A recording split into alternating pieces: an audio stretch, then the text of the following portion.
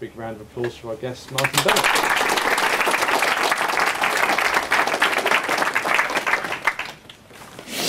First of all, good morning to you all. I'm privileged to be here to talk to you. I hope you can hear me in the back there. Can you? You do, okay. Otherwise I have to speak a bit louder, which I can't. Well, first of all, I want to introduce myself. My name is Martin Bennett. I came here 1947. I lived in a town in Poland. For many, many generations before me, we lived there in peace. I will tell you a bit about my family. My family consisted of my mother, father, 6 brothers, and 2 sisters. We were a very, very happy family. We could have gone living for many, many generations. But in 1939, our life changed. Germany occupied Poland. We didn't realize, we couldn't imagine what was prepared for us. It's impossible to imagine. One fine day, I sat behind my desk in school. I come out, I can hear people talking, Germany occupied Poland. They're going to march through our town within days. It did happen. And of course, they did arrive, and the atrocities started. We were excluded from schools. Shops had to be closed down, given over to German people. Doctors were not allowed to practice anymore. Jewish people had to walk on the street, not on the pavement. And also, every Jewish person had to wear a Star of David or an armband, so they can target you that you are. And that went on for quite a while. They had every person identities prepared beforehand where the Jewish people lived. And the orders came that we must register to help the German war efforts. An order came, every young person must assemble in the center of town, and we take you to a place that you'll be able to work and send home money to your parents so they can redeem their meager rations. And it's so on a fine, nice day it happened. The lorries arrived in the center of town. Every house had to be emptied. Every young person had to come out. I was too young, I wasn't eligible for that. But I happened to stand there and look how the people started loading the lorries to take off. I stood there and thinking they'd be able to send home money. Without decision, without my parents knowing even I was there, I got on this lorry in mind to earn money to send home to my parents. The last thing I remember, my mother had to walk by and shout to me, "What are you doing? Where are you going?" Anyway, I said, "Mum, I will send home money, don't worry." So she had a loaf on her, just take from the baker, she just came. She threw it at me and said, "Take it.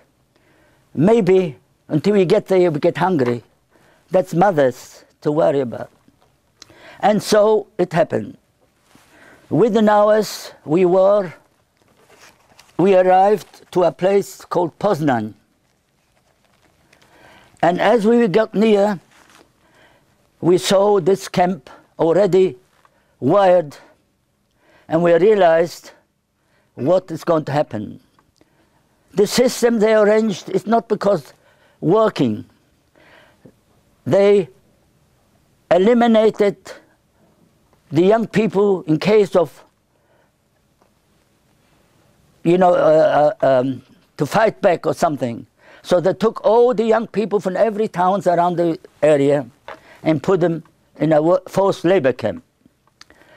I arrived there, hundreds of people walking around, no way to do, just arrived from everywhere, people.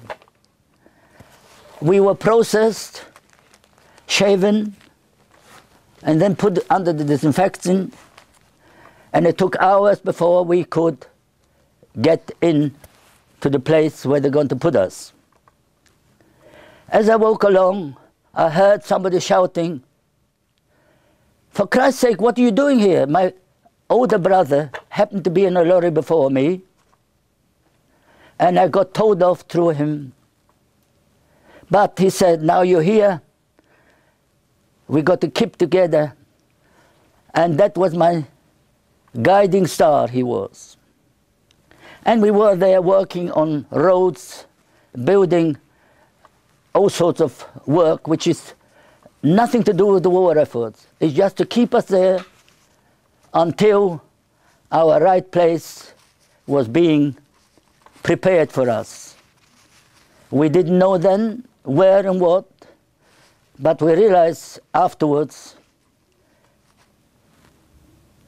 and that went on for a long time. People already dying, undernourished, dysentery started happening, and if this place would carry on a bit longer, we wouldn't have many to be transported. And so one day came an order, "This camp is being closed. We are going to take you to a most modern place, it's built for you, and this will take place tomorrow. Take all your belongings."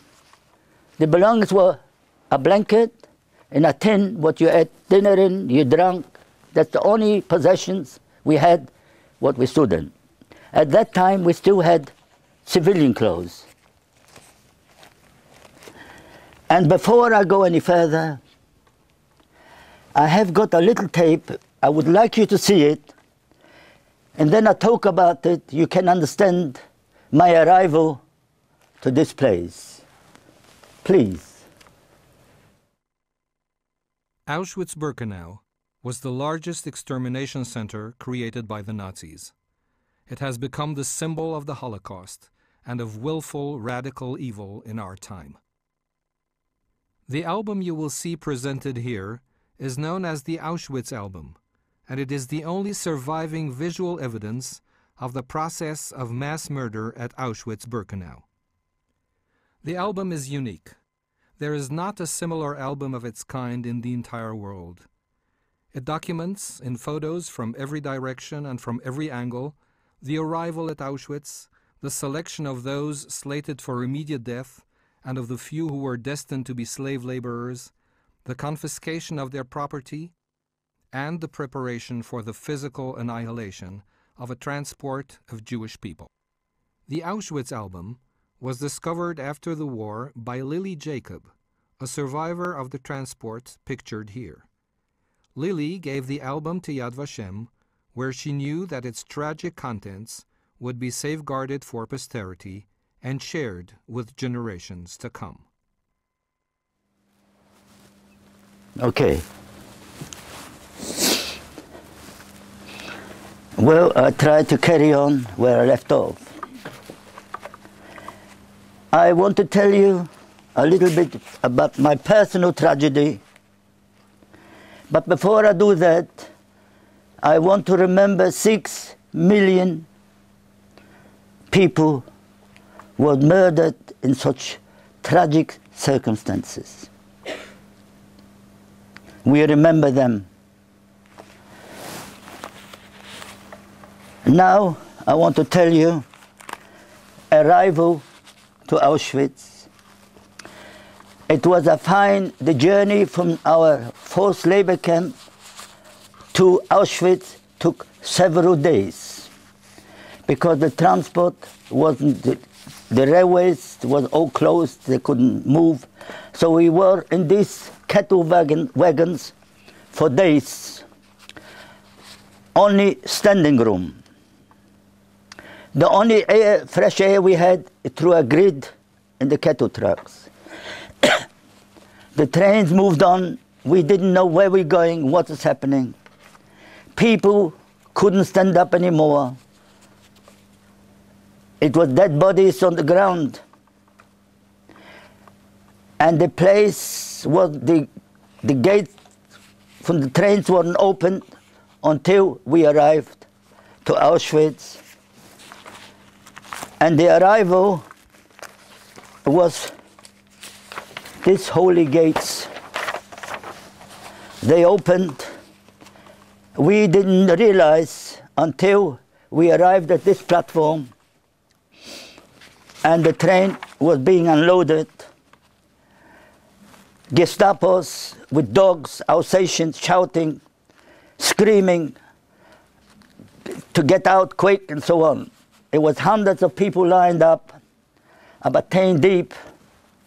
We stood there for hours before the train moved on. Then came the Gestapo leader of this camp with loudspeakers shouting, anybody, any craftsmen, tailors, boots makers, cabinet makers, will you step aside? Fortunately, my brother was a carpenter, and he straight away moved this side, and of course he dragged me with. How little did we realize, if we wouldn't move on the right,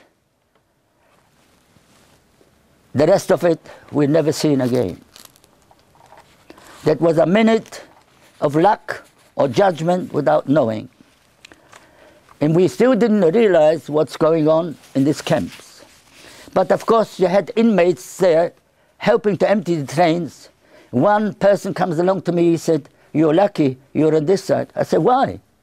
I didn't know at that point what's going on in this murder camp. And so we were processed, the clothes were taken away, we were showered, disinfected, and also shaven all over and given a number. Our name didn't exist anymore. And my brother made always sure that I'm in front of him. I'm lucky to have him around. Even the numbers, when I started tattooing, he made sure I'm in front. He's got one number higher. And so we were taken to our barracks with hundreds of people already there from other places. And I want to show you, these were our accommodations. When I say bunks, you know bunks are modern things. These are terrible wooden, and we spent many, many years in there.